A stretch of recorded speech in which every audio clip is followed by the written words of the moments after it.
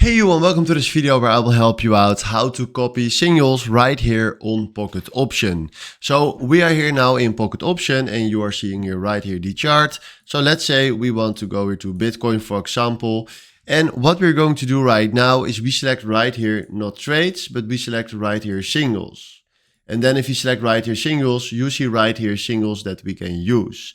You can also click here on all and then you will find here so many more signals. But if you select right here updates, we can easily copy a signal by clicking right here on copy signal. So let's say, for example, we fill in right here 1K and then we click right here on copy signal. Then you see right here that we copied the signal and now the trade is standing right there.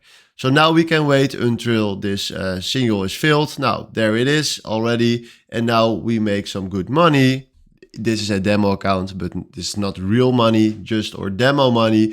But this is how you can copy signals right here on Pocket Option. So hopefully this was exactly the video where I was looking for. If you have any questions about signals right here, please comment down below so I can help you out. Then from now, thanks for watching and have a wonderful day. Ciao.